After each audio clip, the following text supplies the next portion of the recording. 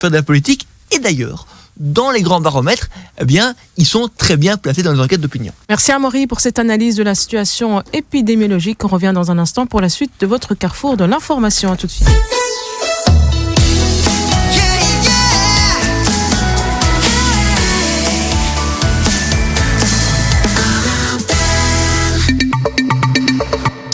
On démarre donc cette deuxième heure du Carrefour de l'information avec, comme chaque mercredi, l'un de nos partenaires, Café Babel dans Oroma, qui est notre ami Safouane. Bonjour Safouane. Bonjour Tariq. Alors notre invitée de la semaine est une femme politique autrichienne, députée européenne depuis 2009 au sein du groupe de l'Alliance progressiste des socialistes et démocrates. Et puis après sa réélection en 2019, elle devient présidente de la Commission des droits de la femme et de l'égalité des genres.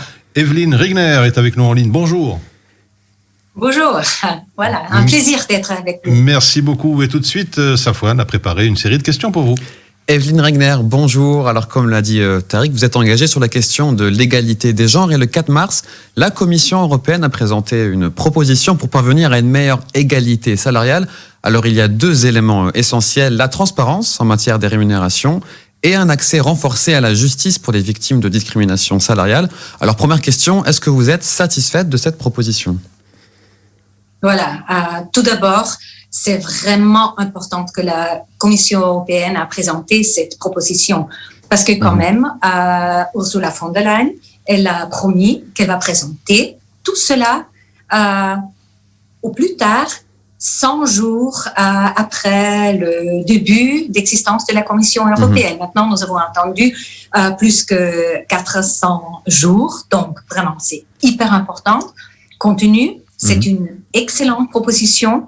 Il y a vraiment des très bons éléments là-dedans, aussi pour la vie pratique des femmes, et c'est ce qu'il compte. On y reviendra, bien sûr. justement. Il y a quelques éléments qui manquent. Voilà, comme souvent, c'est comme ça. Mais pour être bref, hyper importante, parce que juste maintenant, avec la crise Corona, les inégalités hommes-femmes s'aggravent, deviennent pires. Donc, c'est hyper important que nous avons cette proposition-là maintenant. Alors, à l'heure actuelle, l'écart de salaire homme-femme dans l'Union européenne est de 14%, et encore, l'écart est beaucoup plus important dans le privé.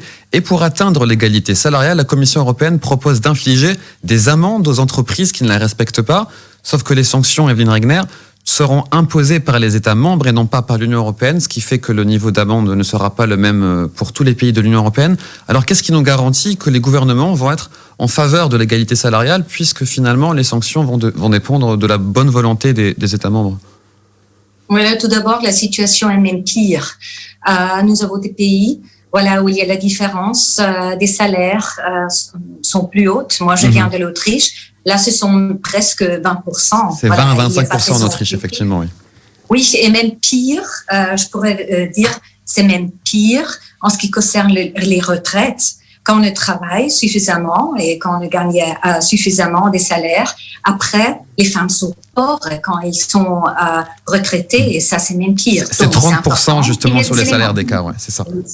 Ils sont 30%, et dans les pays de l'Est, presque 50%. Voilà, c'est-à-dire ça. Donc, c'est vraiment important qu'on a des propositions maintenant. Les sanctions sont hyper importantes. Pourquoi? Nous avons l'expérience. C'est important et c'est absolument nécessaire, sinon rien ne bouge pas, que nous avons des mesures obligatoires. Dans le passé, la Commission européenne a souvent proposé quelque chose pour améliorer la situation des femmes, disons women on board, c'est-à-dire égalité hommes-femmes qui deviennent leaders dans les entreprises.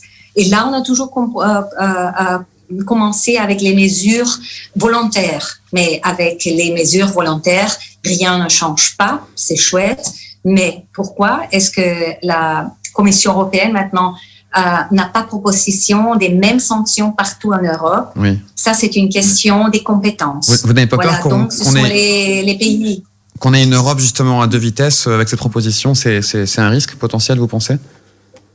Voilà, moi je trouve vraiment que ce qu'il est écrit dans cette directive, ce sont des bons éléments. Et il faut aussi parler des bons éléments parce que je veux vraiment que les pays maintenant poussent les thèmes.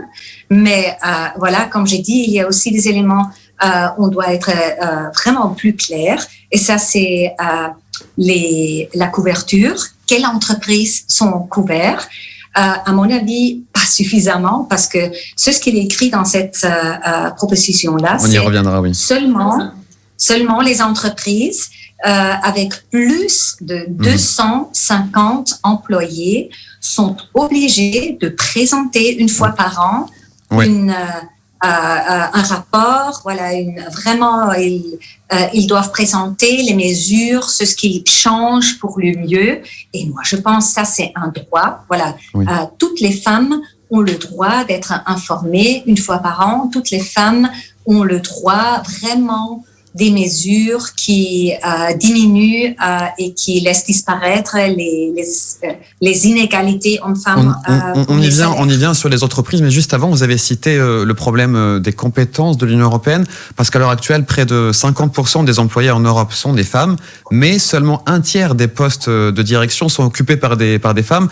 Et c'est une situation qui risque pas forcément de s'améliorer quand on voit que la proposition d'instaurer des quotas de femmes dans les conseils d'administration, elle est bloquée depuis 8 ans par les États membres. Donc, est-ce qu'il faut élargir les compétences de l'Union européenne pour que l'égalité salariale soit respectée de la même façon et partout en Europe?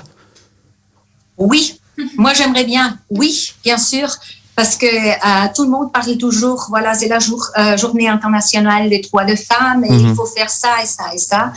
Il faut, oui, absolument. Est-ce qu'il faut instaurer des quotas Est-ce qu'il faut instaurer des quotas de femmes dans les conseils d'administration? Ah oui, bien sûr. Nous avons, je suis la rapportrice de ce dossier-là et nous avons déjà décidé au Parlement européen qu'il faut absolument partout en Europe, il y a une compétence de l'Union européenne. Il y a quelques pays comme par exemple l'Allemagne, où c'est encore un peu machiste la société là en ce qui concerne les femmes dans les conseils d'administration qui disent non. Mais nous avons une compétence, il faut changer cette situation. On a besoin que ce ne soit pas juste un tiers des femmes qui sont responsables des leaderships dans les entreprises. Moi, je veux 50%. Et parfois, je me demande pourquoi plus? Parce que nous souffrons déjà depuis des centenaires que ce sont un système macho qui guide le monde. Maintenant, c'est vraiment le temps de changer tout cela. Oui, et il y a une compétence de l'Union européenne. Oui. Alors, avec cette directive, les employeurs vont devoir publier, vous l'avez dit, toutes les informations sur l'écart de rémunération entre les travailleurs et les travailleuses. Sauf que cette mesure ne va s'appliquer qu'aux entreprises qui comptent plus de 250 salariés.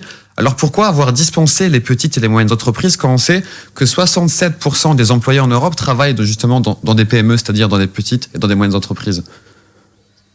Voilà, moi je suis députée au Parlement européen. Nous sommes les co-législateurs et moi j'aimerais bien qu'on change cette situation-là. Voilà, ça c'est une proposition de la Commission européenne. On est au début, du travail et comme députée, moi je veux absolument changer ça. Il n'y a aucune raison que c'est comme ça. Moi, je sais très bien pourquoi est-ce que la Commission était très prudente. Pourquoi justement? Pourquoi? Voilà, c'est le lobbying des entreprises. C'est ça. Maintenant, il y a beaucoup de PME, des organisations, des PME qui disent c'est le coronavirus, on a beaucoup d'obligations, c'est déjà du temps qui est très dur pour nous. Pas encore une obligation, non, ça va pas. Et voilà, ça c'était la réaction de la Commission européenne. Mais donc il faut encore l'améliorer cette proposition. Une balance. C'est ça. Pardon? Et donc il faut encore l'améliorer cette proposition, si je vous comprends bien. Ah oui, bien sûr, absolument. Parce que sinon, on ne couvre pas suffisamment des entreprises. Et à mon avis, il n'y a pas d'explication parce que, comme j'ai déjà dit, la pandémie laisse souffrir les femmes. Ça, c'est une crise d'un visage d'une femme. Ce sont les femmes qui souffrent du chômage, ce sont les femmes qui travaillent à la maison, qui s'occupent des enfants, qui aident aux malades. C'est-à-dire, c'est vraiment quelque chose qui demande. Nous devons faire quelque chose contre cette inégalité homme-femme. Et là, les salaires sont naturellement un thème avec l'importance tout d'abord. Alors, Evelyne Regner, vous travaillez au Parlement européen et justement, dans cette institution, 40% des députés sont des femmes, mais sur les 705 parlementaires, 6 femmes seulement sont d'origine africaine. les personnes d'origine asiatique sont totalement absentes de l'hémicycle.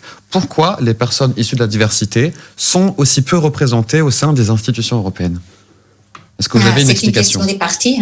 Ce sont les partis qui font les listes, qui est candidat, qui est candidate.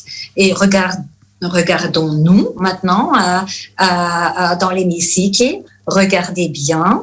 Voilà, qu'est-ce que vous voyez? Ce sont surtout les partis de la gauche où se trouvent beaucoup plus de femmes. Voilà, je suis socialiste, nous avons un leader, qui est une leader, une femme. Regardez à la côté droite, et là, qu'est-ce que vous trouvez? Ce sont surtout les hommes, c'est-à-dire ça fait déjà une différence. L'autre côté, ce sont les listes des partis qui souvent ne sont pas un miroir de la société. Et moi, je travaille comme présidente de la Commission des droits des femmes et de gender equality, d'égalité des genders. Je travaille qu'on est vraiment un miroir de la société. Il faut avoir beaucoup plus de diversité au Parlement européen, au Parlement Mais comment vous l'expliquez qu'il y a aussi peu de diversité? Parce qu'on a parlé des hommes et des femmes, mais comment vous expliquez qu'il y ait aussi peu de diversité? Parce qu'il y a les hommes et les femmes d'une part, mais il y a beaucoup plus aussi de femmes blanches que de femmes issues de la diversité. C'est ça. Voilà, encore une fois, ce sont les listes des partis. Voilà, il faut vraiment regarder pays par pays et aussi groupe politique par groupe politique. Et pour changer ce système-là, moi, je trouverais c'est aussi important on est maintenant au début du débat de l'avenir de l'Europe. Et là, encore une fois, qu'est-ce que vous voyez? On est en train de choisir qui sont les responsables des parlements nationaux, du Parlement européen, du Conseil, de la Commission. Et là, je peux vous dire, je suis en train d'écrire dans ma fonction comme présidente de la Commission de Gender Equality, une lettre au président du Parlement européen pour améliorer la relation. Il faut aussi des femmes noires, il faut aussi des hommes noirs. Est-ce qu'il faut instaurer des quotas ethniques, par exemple, au sein du Parlement européen? C'est ce que propose notre collègue eurodéputée allemande Pierrette Herzberger-Fofana. Oui. Moi, j'aimerais bien un principe de diversité, parce que la diversité, c'est une question des quotas ethniques, mais pas seulement. C'est une question à députés plus âgés, plus jeunes. Oui, il y a les jeunes, hommes, femmes, d'origine migratoire, oui, non, mais aussi en ce qui concerne le background des religions. Voilà, il y a vraiment une image qui est beaucoup plus large. Et pour ça, j'aimerais bien qu'on avance là. Alors, on passe à un autre sujet. Depuis le 27 février dernier, la Pologne a voté une loi qui interdit l'avortement, sauf en cas de viol, d'inceste ou lorsque la vie de la mère est en danger. La malformation du fœtus n'a pas été prise en compte. Alors, en tant que présidente des droits des femmes et de l'égalité des genres au Parlement européen, qu'est-ce que vous inspire cette interdiction, quasi-interdiction de l'avortement? Voilà, c'est impossible d'avoir la démocratie sans avoir égalité homme-femme, sans respecter les droits fondamentaux. Les droits des femmes sont des droits fondamentaux et cette quasi-interdiction d'avortement, ça c'est vraiment un coup contre l'Europe. L'Europe n'est pas de supermarché où on va et on choisit un petit peu, j'aime bien ça. On peut pas dire que la Pologne a les droits de dire, OK, l'avortement, les droits de LGBTIQ, ça c'est une question nationale. Et en même temps, ils disent, voilà, nous avons besoin de l'aide, de l'argent de l'Union européenne, pour faire la politique en Pologne. Non, ça va pas comme ça. Pour ça, je peux dire, ce n'est pas une question nationale de la Pologne. Mais justement, l'Union européenne n'a pas de compétences sur l'avortement. Donc, techniquement, l'avortement est une compétence nationale. Oui et non. Oui et non. Voilà, c'est ce qu'ils disent tout le temps, le gouvernement en Pologne. Le principe, voilà, il y a les droits fondamentaux. Et nous avons compté, j'ai bien regardé, des conventions internationales et européennes et dont au moins 7 conventions sont vraiment voilà, c'est pas du tout respecté. C'est-à-dire que c'est contre des droits fondamentaux au niveau international. Et donc, on peut dire, nous avons un droit de dire, ça, ce n'est pas seulement une question du gouvernement polonais, ça, c'est une question européenne. Et qu'est-ce qu'on peut dire? Alors juste, comme il faut respecter les droits fondamentaux, nous avons créé cet instrument, les gouvernements qui veulent recevoir l'argent de l'Union européenne, suite de MFF, il faut aussi respecter des valeurs et des droits fondamentaux. Donc, nous avons un moyen, c'est-à-dire vraiment introduire l'article 7 procédure qui commence avec vraiment un grand message vers le gouvernement polonais. Et pour ça, je ne m'arrête pas. Vous parlez justement de l'article 7. Je rappelle qu'en 2017, la Commission européenne a en effet déclenché une procédure à l'encontre de la Pologne pour ses réformes judiciaires. Si l'Europe fait de même pour la question de l'avortement, c'est l'article 7 du traité de l'Union européenne. Qu'est-ce qu'on peut faire concrètement?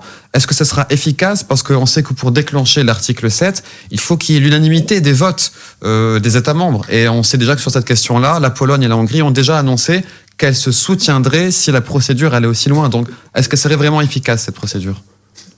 Oui. À mon avis, oui. Bien sûr, c'est une procédure qui est longue et compliquée, mais comme nous avons changé aussi un petit peu la procédure, tout cela pour le nouveau MFF, c'est un moyen. Et moi, j'insiste que c'est maintenant le moment pour les premiers ministres aussi au Conseil européen d'adresser ce problème-là, parce que ce qui se passe à Pologne, c'est vraiment dangereux pour le développement de la démocratie. C'est vraiment, ce n'est pas un petit truc, c'est fort, c'est contre tous que l'Europe représente. Et donc, c'est maintenant le moment. Moi, je ne veux pas finir dans un système d'Union européenne qui n'est plus démocrate. Et c'est maintenant le moment. Voilà, c'était donc la conclusion d'Evelyne Rigner. Je vous rappelle que vous êtes eurodéputée du groupe de l'Alliance progressiste et socialiste et démocrate, également présidente de la Commission des droits de la femme et de l'égalité des genres. Merci d'avoir été avec nous en direct sur Arabelle. Un grand merci. Voilà, on se retrouve dans quelques instants pour la suite de notre carrefour de l'information avec notre partenaire Café Babel pour la revue de presse européenne. À tout de suite.